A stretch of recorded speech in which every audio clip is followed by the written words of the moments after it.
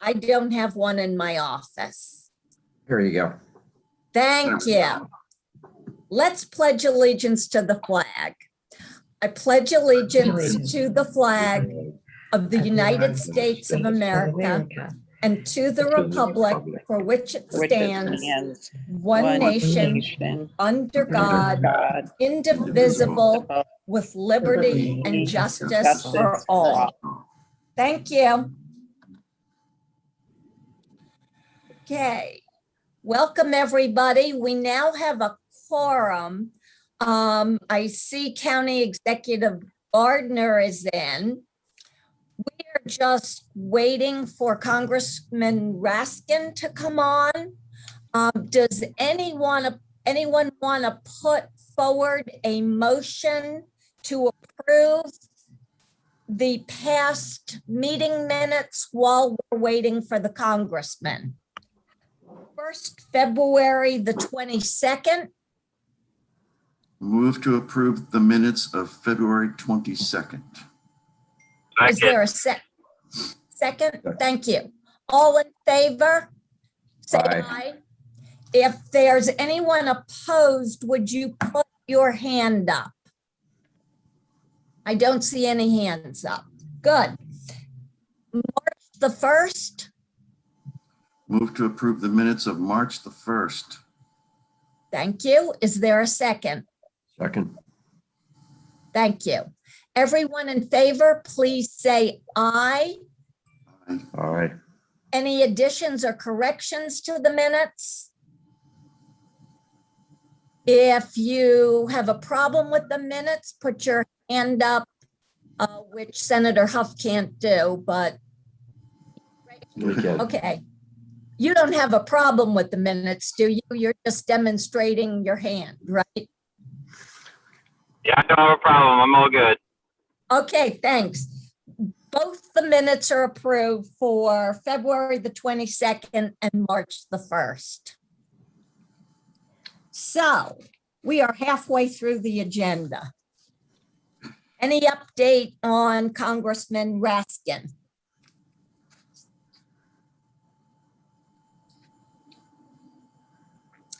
We are not going to go into transportation priorities now, but I'm glad to see both the county exec and Joyce Schaefer are with us should you have any additional questions about them.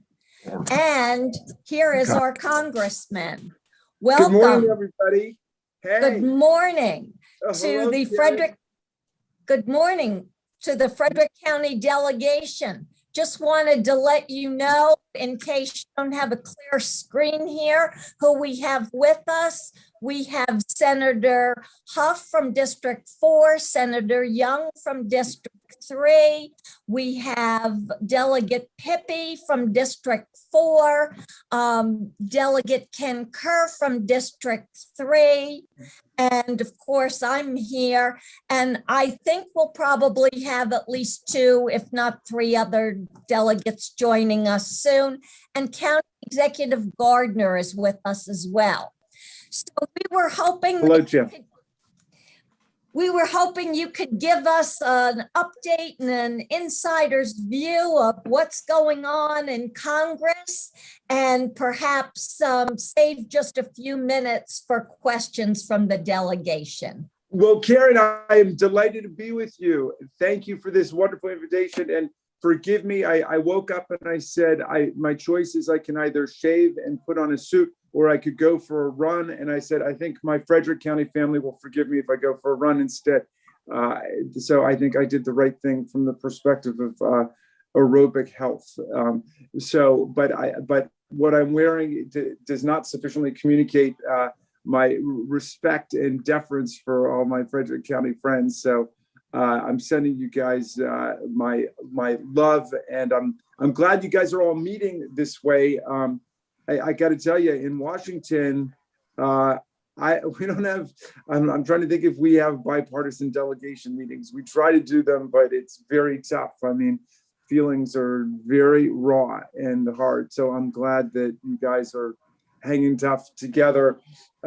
We, of course, have been working, we worked on the $1.9 trillion package to get aid out to the country and a lot to the states and the counties. There will be, depending on how you tabulate it, somewhere, more than like $4 billion directly coming to Maryland. If you add in like, the stimulus checks that are going to people's pockets and unemployment money, it's more than 8 billion that we're going to get out of this. So we hope this is going to have a tremendous recovery effect in terms of COVID-19. A lot of the money is going directly to pay for vaccination centers, revitalizing the public health infrastructure for people. And then, the unemployment benefits, the checks to people, the PPP money, small business money, and the money to the states and the counties and localities that have been so hard hit during this process with plummeting revenues and increased responsibility at a time of vast need, which all of you guys know about. We feel good about that, and the money is starting to make its way out the door to get to the state and local governments, and to get to the CDC and the NIH, and to really finish the job on COVID-19. As we also remind people to maintain the social distancing and the masking while we get the shots in the arms. I don't know, have all the members of the General Assembly been vaccinated at this point? Were we able to do that? Or Ron, you're saying nodding yes? Yeah. Well, everybody that wanted to has been Everyone, yeah. vaccinated. There are a few people, I would say maybe a handful, that chose not to, but I see. the vast majority of us, far greater than 60, the national average of 60%, have been vaccinated. Gotcha. Well, we, I think in the House and the U.S. House and Senate, I think it's over 80% now. Right? I mean, for some people, there's just the general vaccine reluctance and vaccine hesitancy they talk about, and there are also some other people who had it already, who are expressing some reluctance about it. But in any event, given that the vast majority of us are now vaccinated, it's making it a lot easier for us to meet. We're starting to do, the committee hearings and the caucuses more back together, but we're also still being vigilant about the masking. I feel like some of the like toxic political energy around the whole issue has begun to drain away a little bit, which is good, which is really good. So,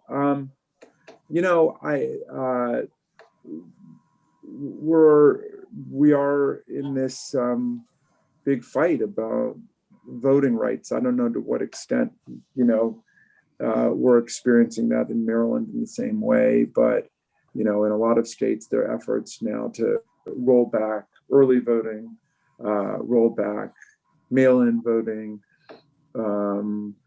restricting registration opportunities and so on. And of course, in the House, we voted for HR 1, which has been taken up by the US Senate, to, across the board, just try to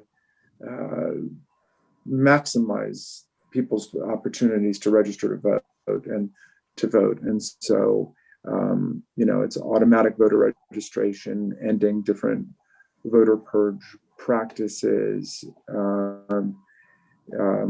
independent, mandatory, nonpartisan redistricting commissions, to get out of the gerrymander game, all that stuff. So anyway, it looks like our age of good morning, Janet Garter. it looks like our age of partisan warfare over voting rights is not over by a long shot.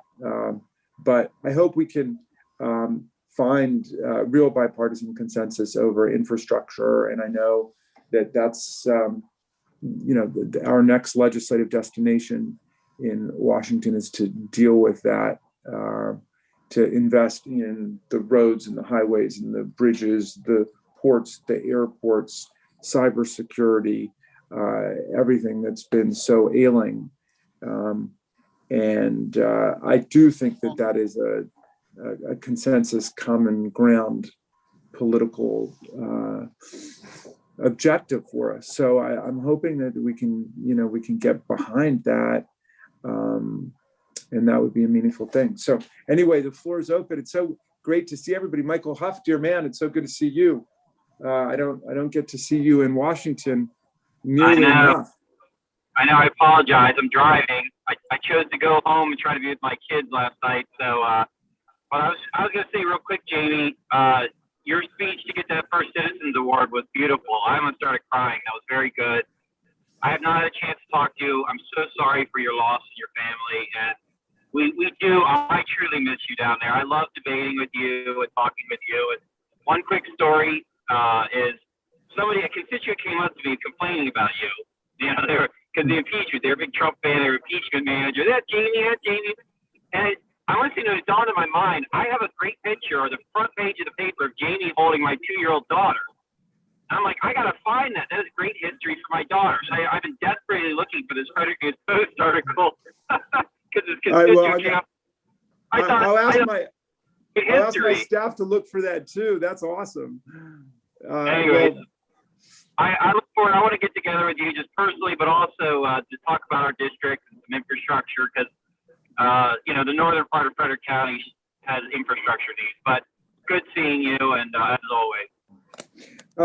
Thank you, Michael. I think about you all the time. I never get to see you in DC, which is too bad.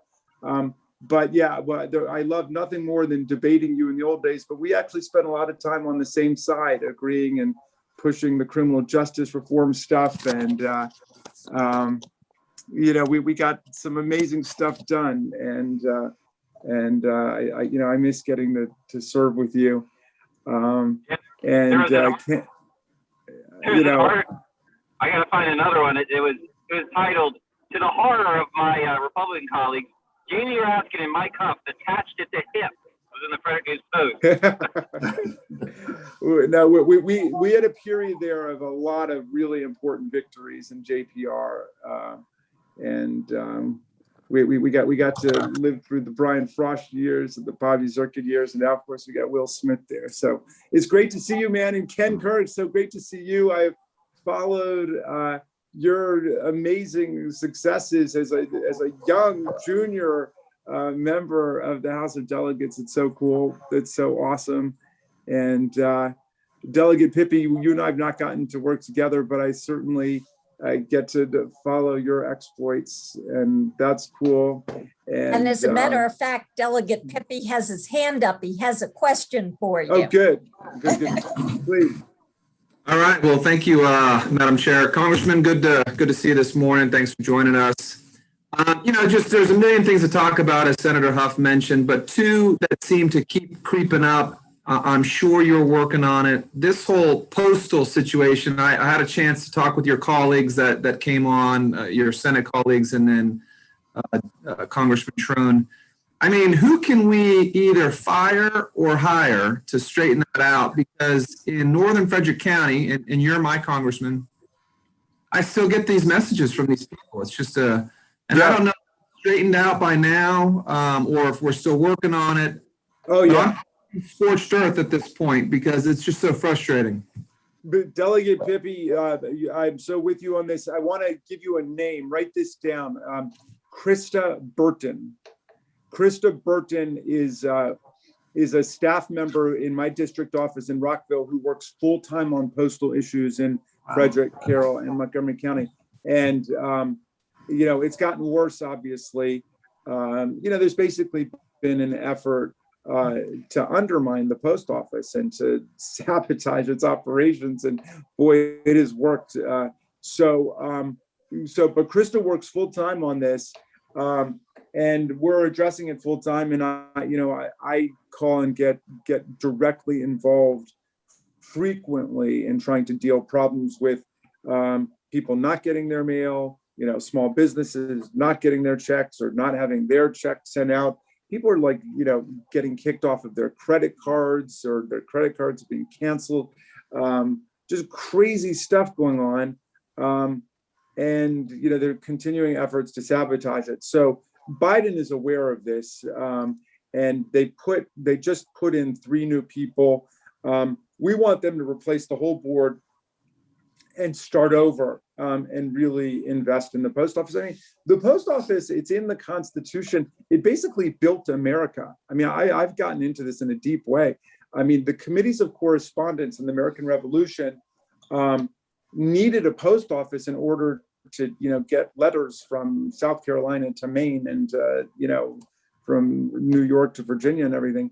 And so it sort of built the political infrastructure of the country. Then it built the transportation and communications infrastructure of the country, because most cities and towns have post roads or postal roads that they were put in for the post office to get, and they became the communication hubs for the country.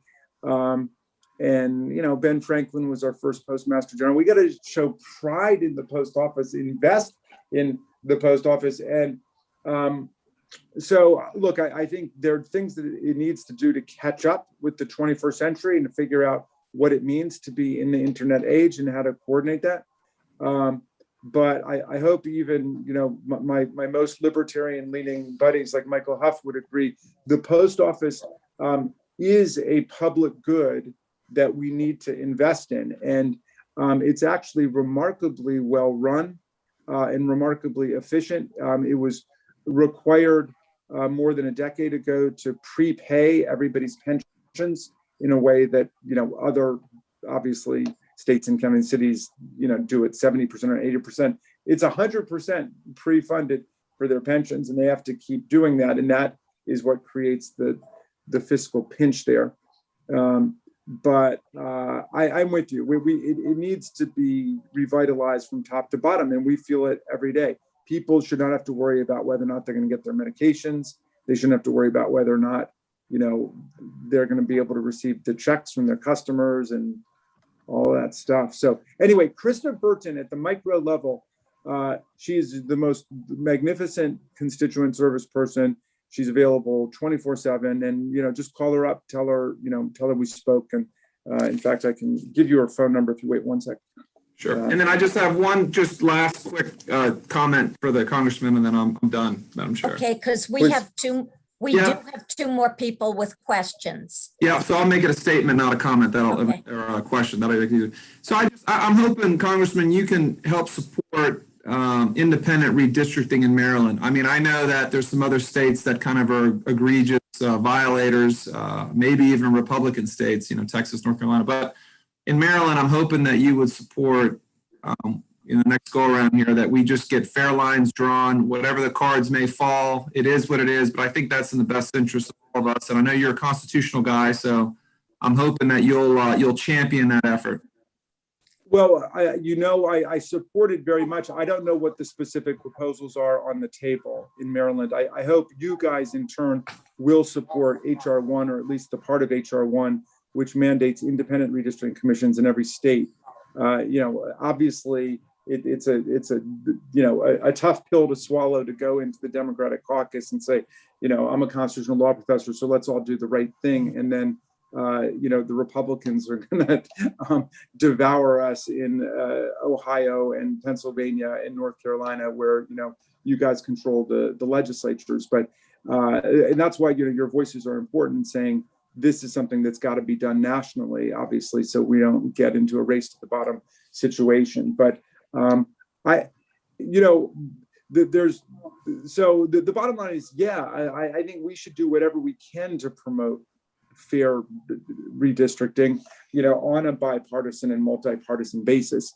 And it is an interesting puzzle to figure out what does it mean to do that, in one state if you're not getting cooperation from the people in the other states. You know, if other people are essentially cheating and playing hardball to the max, it's hard to say, well, you know, let's bend over backwards to, you know, be fair to the members of the same team that are cannibalizing us in another state, you know. But I think that we got to have that discussion, and we should advance it however we can. And we need honesty on our side of the aisle about it, and we need honesty on your side of the aisle about it.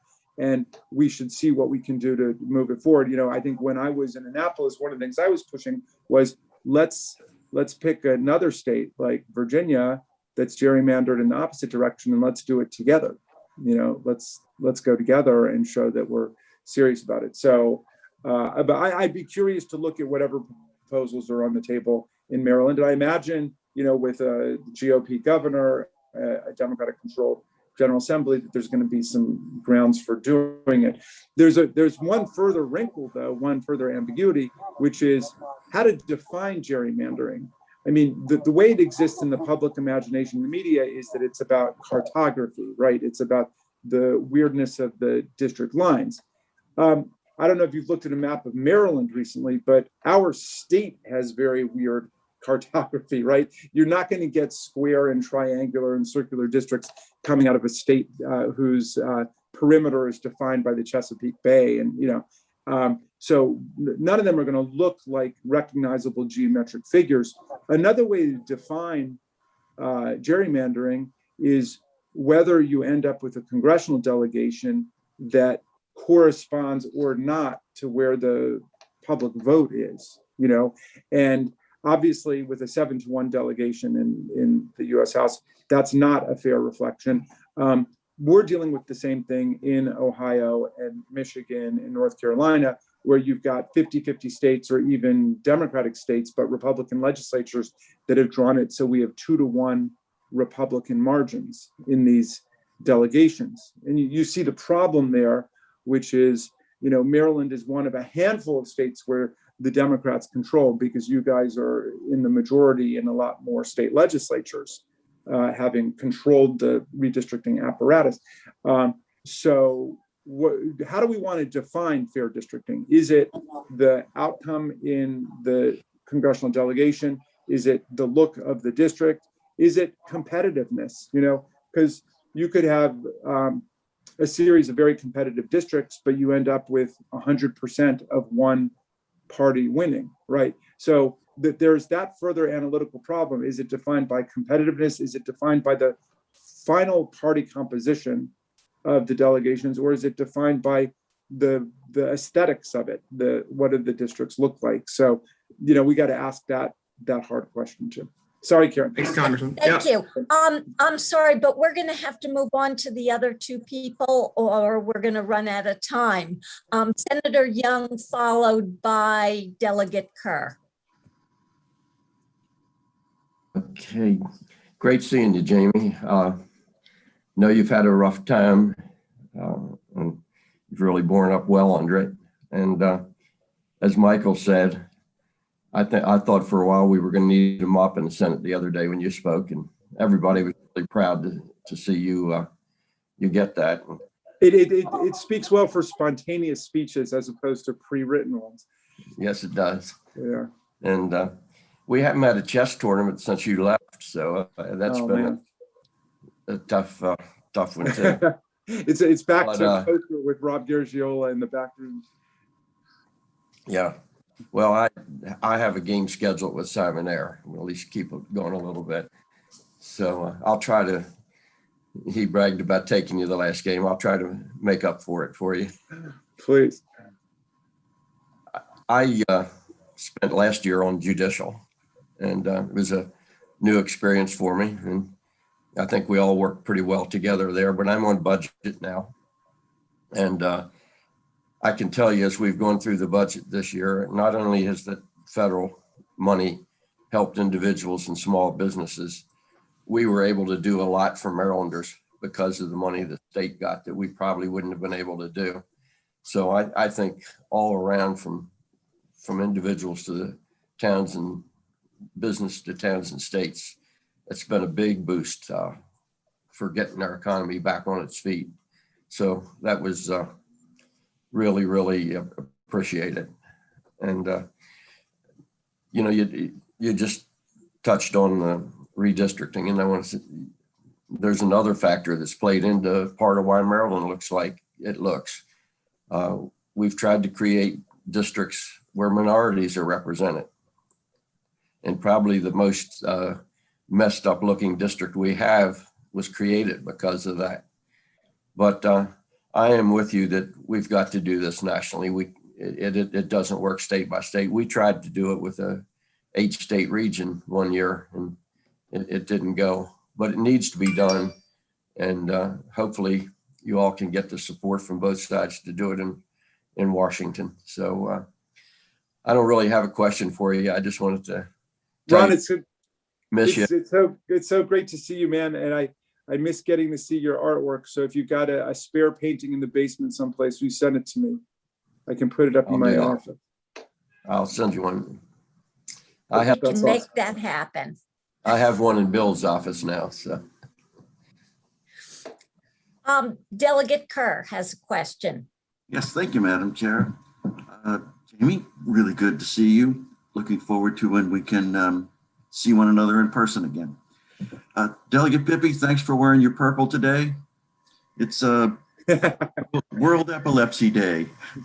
And Senator Young and I have a bill for seizure-safe schools that unfortunately appears to be stuck in our respective chambers. Nevertheless, we're still trying to work on it. But Jamie, what I wanted to ask you is about immigration reform. We've done a couple of things this year here in the state, but you know, at the states, we can really only kind of work around the edges as immigration really needs to be tackled at the national level. Can you tell us anything that may be happening in the near future with that? Well, yeah, I mean, the can's been kicked down the road for so many decades that the problems have become local problems, as you guys all know.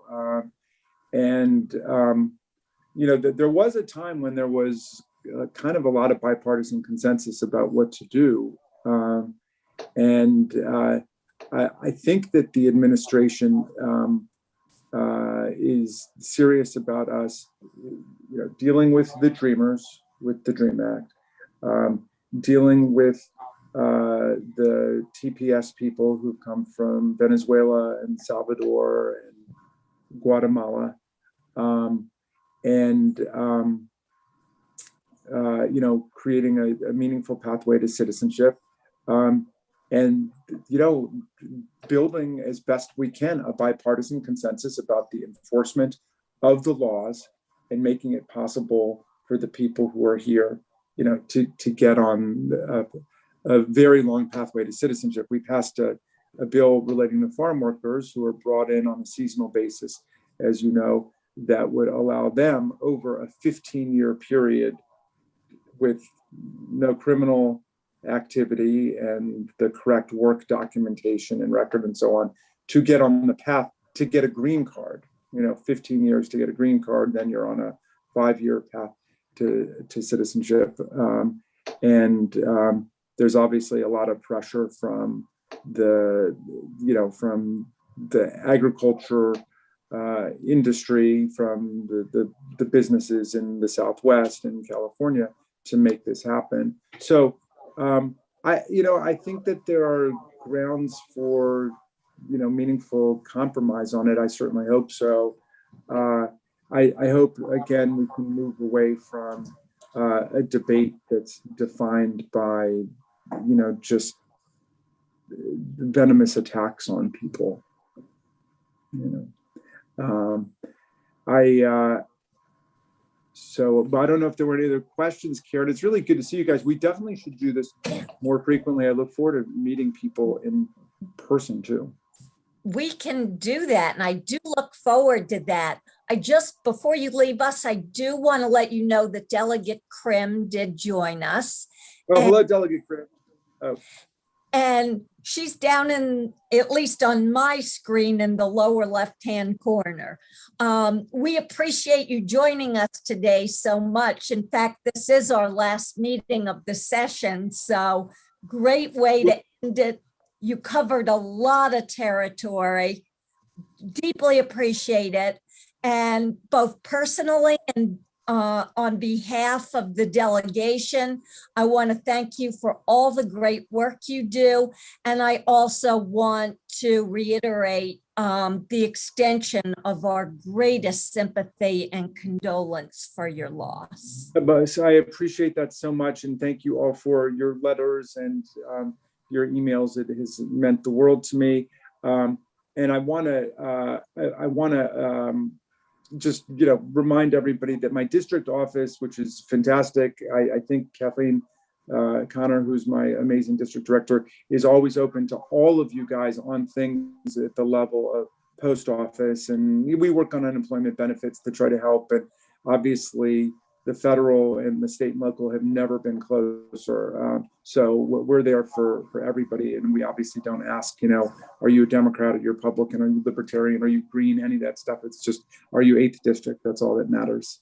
Jan, it's wonderful to see you. Thank you for doing such an amazing job. I'm very proud of the Frederick delegation. You guys really deliver. And she has her hand up, so I guess she wants to say something. It's really nice to see you. I send you love and thanks for all that you do. I do want to let you know we did get $7.7 million of federal money for rental assistance. And the first week we opened the program, we had over 400 applications that we approved for $1.3 million in 1 week to go out the door. So I want you to know that your money really is helping people. What percentage of that what this is all about. So thank you very much.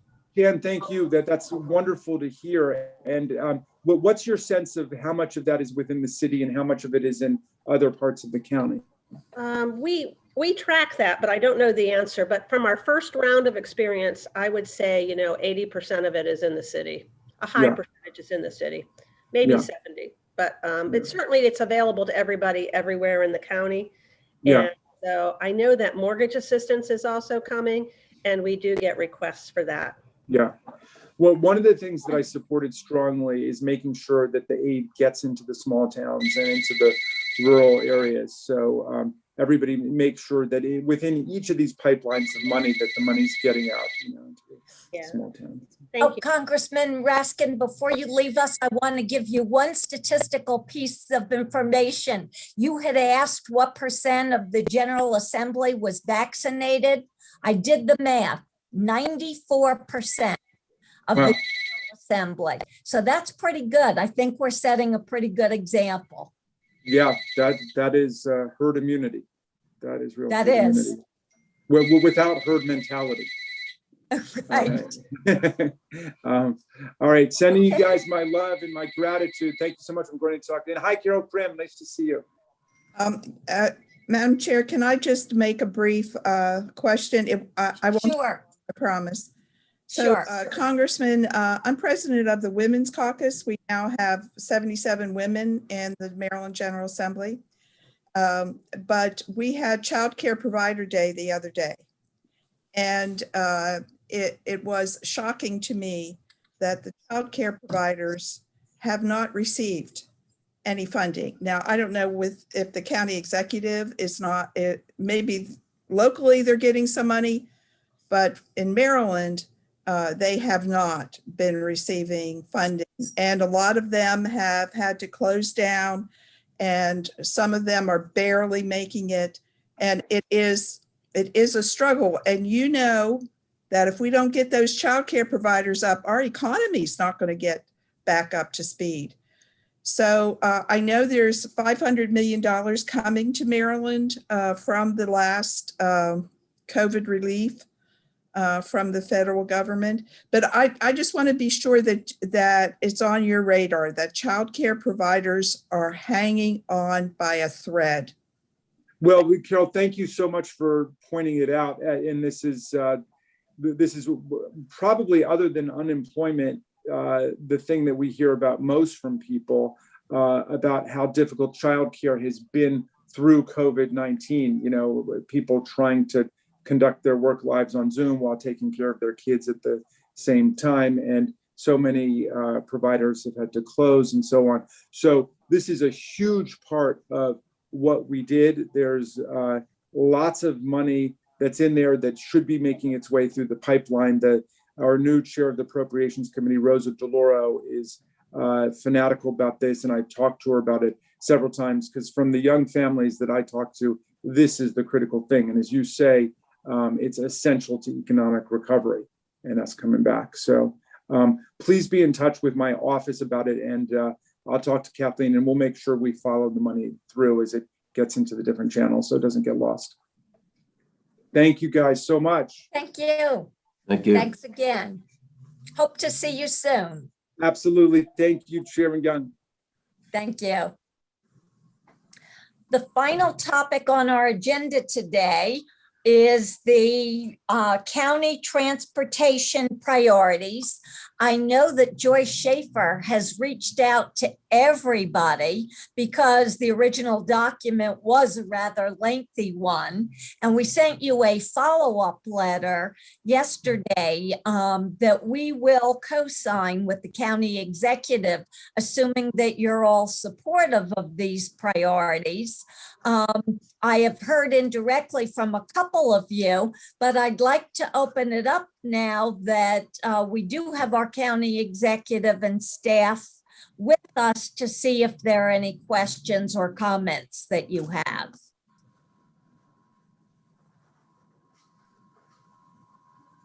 It's a nice tie-in to our conversation about infrastructure. Can do a quick overview of the letter Okay. if you would want, but I will say it should be familiar to all of you because Right. it's pretty much the same as it was last year, because not much moved forward last year. I will say it's probably more important this year because some of our transportation priorities will not only be shared with MDOT through this joint letter, but also with our federal delegation in terms of the next infrastructure bill. So I did want to introduce Mark Mishler to you. He may be new to many of you. He replaced Ron Burns, who retired, who you have seen in the past. Mark is doing an outstanding job, and I'm certain he can give you an overview if you choose to, if you decide you want one. Otherwise, we'll just take questions, but it's up to you. Why don't you put your hand up if you'd like an overview? Well, I'm not seeing any hands, so I guess everybody's got it. Then I would like to entertain a motion. Oh, no, Senator Young does have his hand up. Please. Yeah, I read through the plan. It appeared to me, and maybe it's just the way I read it, that Route 15 had slipped, the 3 miles through Frederick had slipped down in priority a little. Did I read that wrong? You're shaking your head yes, so I hope so. No, yeah, US 15 remains the county's #1 priority. And it's also even going to be more critical that we get that project moving forward with the pace that Maryland is moving forward with the P3 program. And the improvements along I-270 are only going to, potentially increase traffic along that corridor. And it doesn't have anywhere to go at this point. So it's still the county's #1 priority. All right, thanks. Yeah, and it is, the municipalities also agree that it's collectively the #1 priority in the county, and the county council has voted to agree with that as well. And for the federal infrastructure bill, we have submitted 15 as the #1 priority, and then to go with that, phase 4 of the I-70 project, which is where the merge of 70 and 270 is, and then up the hill, which would add another lane and improve that merge. People coming from 270 and cutting across to 340, that's a pretty high speed merge. So I don't want to forget that I-70 phase 4 because both of them need to get done. Delegate Prim has a question. Oh, yeah, okay, I'll call on you next, Senator Huff, because obviously you can't raise your hand in the participant list. I'll let Senator Huff go. Go ahead. Okay, thank you. I was just going to ask if we need I thought it was really good priority list. Obviously, we've had some back and forth over the years, but we've all ironed it out. The priority list looks good. So do we need a motion to pass it? Yes. Okay, well, I'll make and then we can have further discussion. Okay. Okay, I'll make a favorable motion on the priority list. Senator Young, was that a second? Thank you very much. All in favor, say aye. If, I thought we were going to have discussion. okay, we can have discussion next. Okay, before we Uh, vote or during or after we vote? Yeah. Typically, we vote first and then have discussion, but we No, don't. no, usually we Usually discuss. discuss first. Go ahead, Okay. Madam Chair, sorry. All right. We do things differently in HTO sometimes. Let's continue Okay. the discussion. That's the will of the delegation. Okay, so, and the county executive knows that I had a discussion with the state highway administrator and also our district engineer. And what came up during that discussion was that if we could somehow fund design of 15 through the city, and design, they said 30% of design, 30%.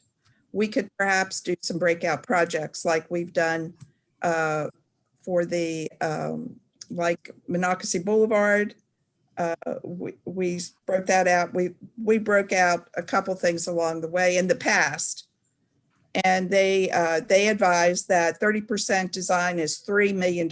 So in the grand scheme of things, $3 million is not a lot, but if we could get that done, we could perhaps do some breakout projects and relieve some congestion in the corridor before we get the big money, unless we get the infrastructure bill, the big money to do Route 15. So I'd like to get that on the table. We also discussed Mark Train. He did bring with him the director of the Mark Train unit. Their discussions with CSX haven't gone very well this year.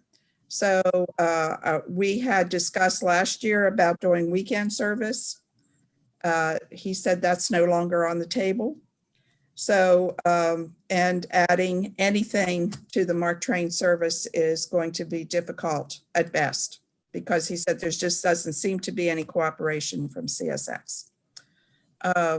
So I think we need to maintain a vigorous conversation with our district engineer. I haven't had that to date. I used to have conversations with district engineers all the time. Haven't had too many with her, but I believe that will change now. So we all know that if we go along the route where we are now with the P3 and the expansion of Route 15, I mean, you know, we're talking upwards to 10 years before that gets done. So I think doing some kind of interim breakout, just to relieve the congestion, we should be considering that. So that's my input. It's not that I don't support the letter. I support the letter, but I think that we need to add other things to the conversation and be innovative on trying to relieve congestion until we get the money for the big project.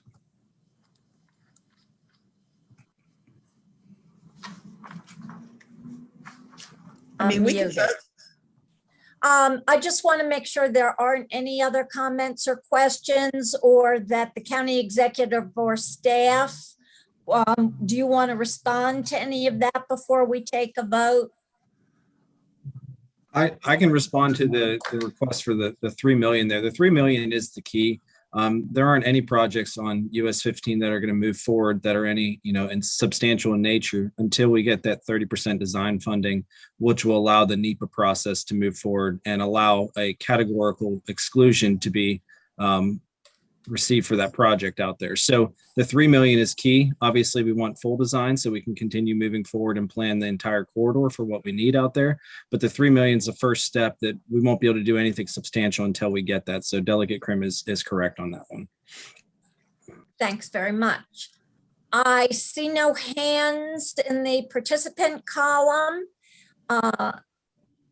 And I just want to check with Senator Huff, who can't put a hand. Okay, we've had a motion, we've had a second, we've had discussion. All in favor, say aye. Aye. If there are any negatives, would you put your hand up in the participant column?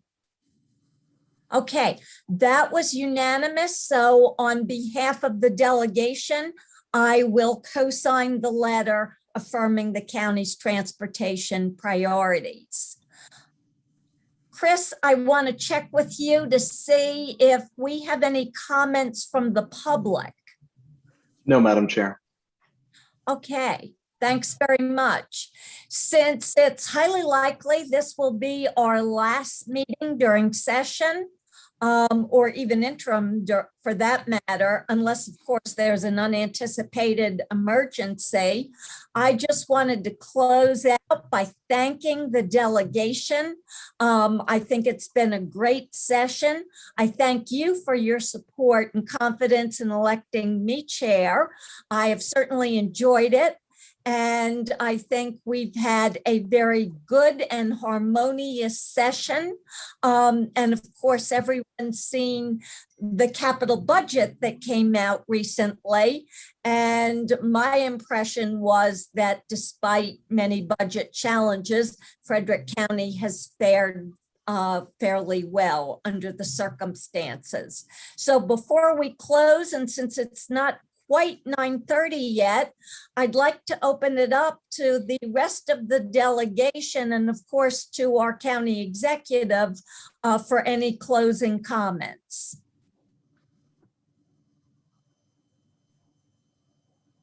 Anyone have anything for the good of the order? I see County Executive Gardner has her hand up. Please. All right. First, I'll start off by saying thank you for your support for the transportation priorities. And I do understand and concur with Delegate Krim's comments about moving design forward for US 15. We've tried to do that in the past. I do want to give you potentially a brief update on the vaccination effort. You probably heard the governor announce that we were going to have a max vaccination site in Frederick County. And I want to really share that we did. I have talked to Secretary Schrader twice this week. I met with him yesterday. And what's happening there is they're really trying to bring up provide enough doses to utilize the capacity that exists at the county level. So for instance, at Frederick Community College location, we can do 1,500 doses a day. We're currently getting 2,000 doses through the health department. And so obviously we're not at capacity. And then we also have 2 other locations that we operate clinics in. We are working on a lease to acquire the ability to use another space, which I can't announce today, but you'll all be familiar with it when we do announce it. And we believe we can do 3,300 doses a day at that location. Now, staffing that is going to be a bit of a challenge for us to do that.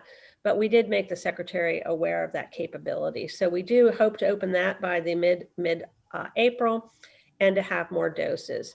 So the state is not likely to provide us with a lot of staff support just for these centers. So it's really charging up what the county can do. And if we do get extra doses above our fair share of the allocation, we will have to open that registration up beyond Frederick County. So we have asked to have our ability to prioritize our wait list because we have created that wait list and some people have been waiting for a while. So that's kind of the status of that. State staff is coming out to look at that new location today with our staff. And, you know, we've already ordered all the equipment to set it up. We have the IT folks already have been there. So you'll hear more about that. So I do expect we're going to have more vaccine. I don't know if it'll be next week or the week after that or the week after that, but we will be getting more vaccine in the near future. And I want to encourage people to take advantage of the opportunity. Thank you for that, County Executive Gardner. And I truly appreciate that you have joined us virtually every meeting to give us an update on at first testing and then vaccinations and your efforts to increase capacity. From the beginning, it was a very high priority of the delegation. And we truly appreciate your ongoing communication. Thank you. Does anyone have any questions to ask the county executive? Senator Young? Didn't have a question. I just wanted to say that we have met weekly with Acting Secretary Schrader on our committee, and I met with him for over a half hour yesterday morning or Wednesday morning. Lose track of time already. And as requested, I put pressure on him to do more for Frederick, and I know Jan's talked to him regularly, and he has responded to that. We have to, when we open mass sites, we have to open them to the whole state, though. Being where it's located, the people there have the best shot at it. Unfortunately for Prince George's County, they only got about a third of the what went into their site to Prince Georgians, because Montgomery, Howard, and Frederick and others were coming down there. But the effort is to try to spread it out all over the state and to lessen the need for people to drive and to try to make sure everybody in the state gets it. We've had trouble in a couple of the areas where out of state comes in because they're so close to the borders, and they've had to deal with that too under the regulations. But I think the whole thing's stepping up, and I think Frederick's done a real good job at getting our vaccines out, and hope within a matter of several weeks, it's going to be open to everybody. That's it.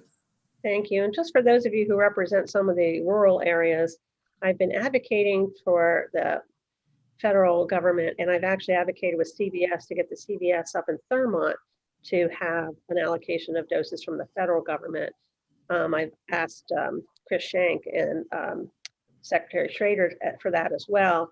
And you should know that we will do pop-up clinics at several rural areas. Again, once we have doses. So we'll be, we have ability to use the Vigilant Hose fire station space, Liberty Town, Brunswick, and it's either Myersville or Middletown. So we do want to make sure that we get to the seniors that may not feel comfortable traveling into the city of Frederick. We've gone out to independent living, but we have some work to do with for equity, with our Hispanic and African-American communities. We've already started mobile clinics to some African-American churches, and we have a health department has a location on the Golden Mile, but we also need to get that rural communities. So I want you to know that the plan is there. We've been waiting for the vaccine to actually execute the plan, okay?